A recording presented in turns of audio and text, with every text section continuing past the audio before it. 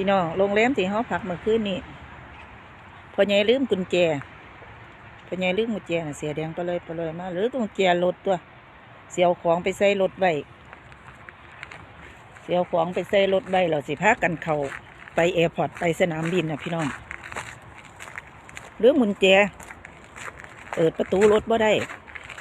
ของอันที่ว่าเนี่ยก็บ่แม่นหยังดอกก็เป็นเสื้อผ้ากระติกน้ำห้อนที่เจ๊บนเอามานั่งไปกินอยู่บ้านยายเจิมนั่นแหละเสื้อผ้าที่นุ่งเมื่อวานนี้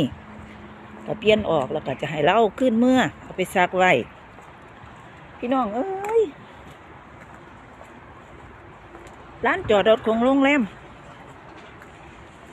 ใบไม้กำลังเปลี่ยนสี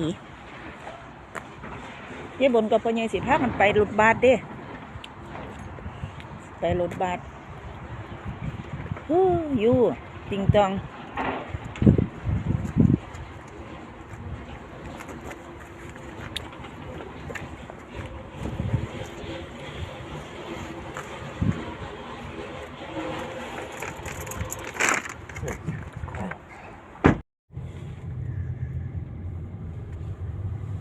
เอาที่แรกว่าจะบ่เอารถไปพี่น้องพ่อใหญ่ถามพนักงานโรงแรมแล้วว่ารถบัสที่มันแลนเนี่ยมันชั่วโมงละขั้นมันนานมันจังผ่านมากขนาดเราว่าโอ๊ยบ่ไหวดอกเดี๋ยวมันสิเลทมันสิบ่ทันแล้วว่ะเอารถเข้าไปหาบนจอดดอกว่าสั่นกะออกมาเร็วอยู่ดอกพี่น้องก็คาดว่าไปเช็คอินนี่ยังเรียบร้อยแล้วก็สิทันอยู่ดอกก็สิบ่อีหยังตีเราบ่มีปัญหาดอกว่าสั่นตอนเราไปหับอยู่บนเราก็เอารถไปพุ่นละไปจอดอยู่สนามบินพุ่นละรับอยู่เนี่ยมาขึ้นมาวนอยู่นี่เราลืมทางเขาลงทางเขาเราประเดี๋ยวอันติดGPS แต่ว่าเปิด Google Map เบิ้งเอาจะค่อยเข่าถือขึ้น2 ทุ่มเกือบ3 ทุ่มนะมาฮอดมาจากบ้านได้เจอ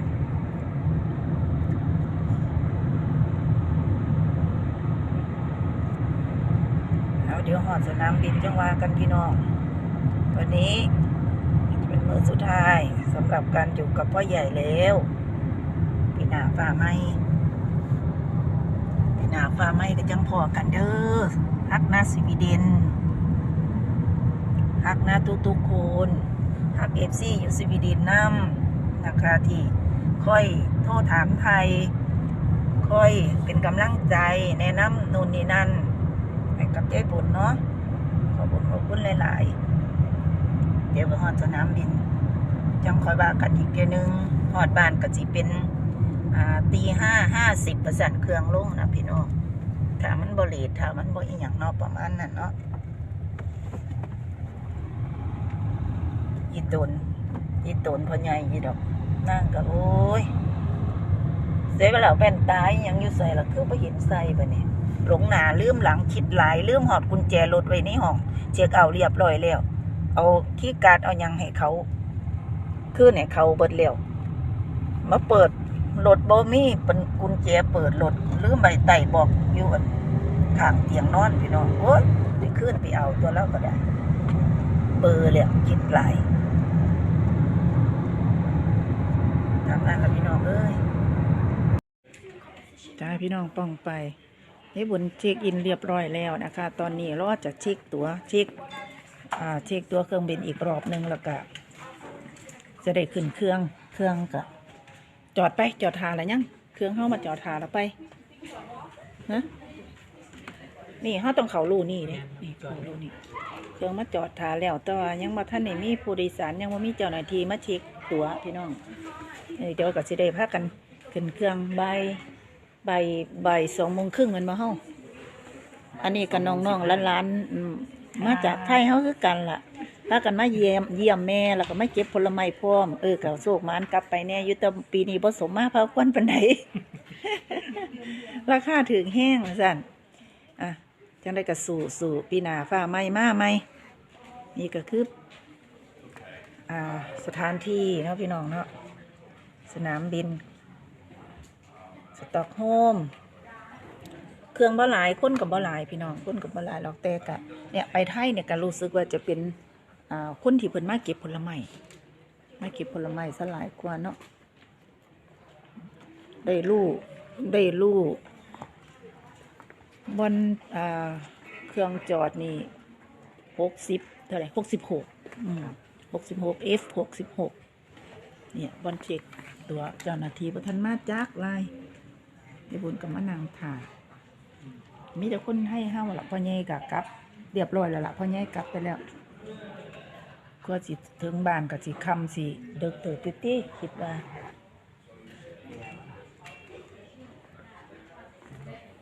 คลิปนี้ก็คงจะลงย้อนหลังให้ FC ได้เบิ่งเนาะพี่น้องเนาะ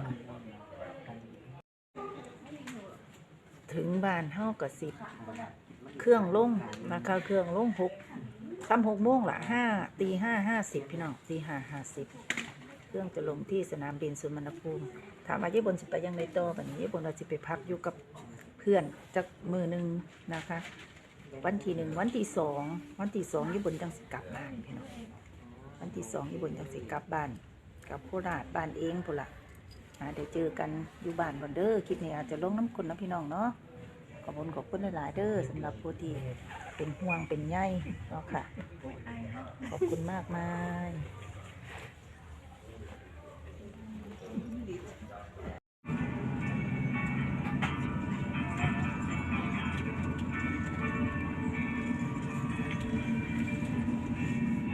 ไม่เห็นหาอะไรเลยมืดตื้นแบบสลัวตื้นตื่น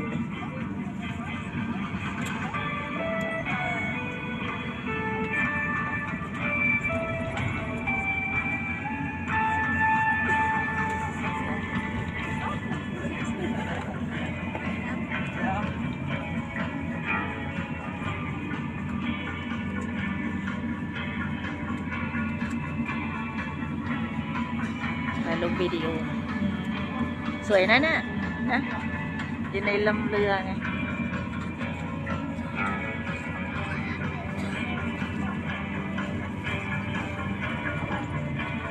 สวยนะมีดนตรีประกอบด้วย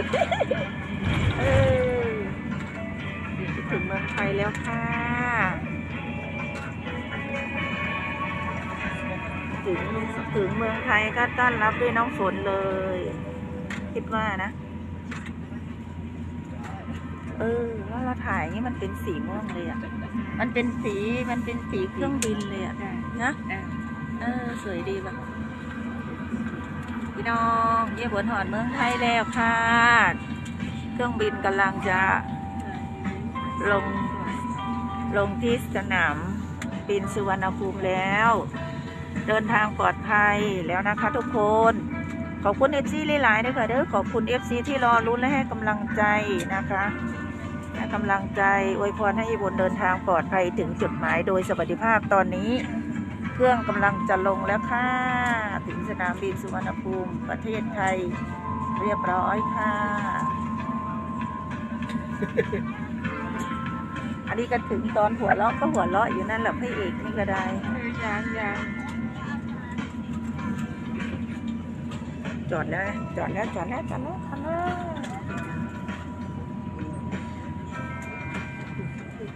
้วค่ะเข้าลู่แล้วเรียบร้อยพี่น้องกองสายลงเครื่องแล้วค่ะออกมาในอันนี้แล้วบัดนี้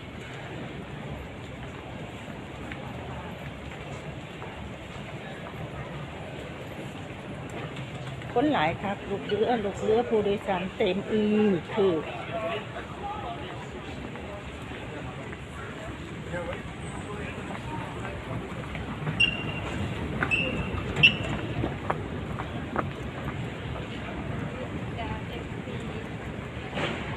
FC ทักว่ะป้านึกว่าไม่มีคนจำได้ FC ทักเฉยเลยไม่นี่ได้ยินตอนที่พี่ว่าขอบคุณ FC ที่ให้กำลังใจบนเด้อน่ะ เขาก็เลยจำได้ไงเขาก็เลยบอกยายบนบ่ยายบนบอกอันคอยติดตามเจ้าเด้อเป็นเด็กเขาอยู่สวีเดนเหมือนกันเขามีเพื่อนเขามาเที่ยวสองคน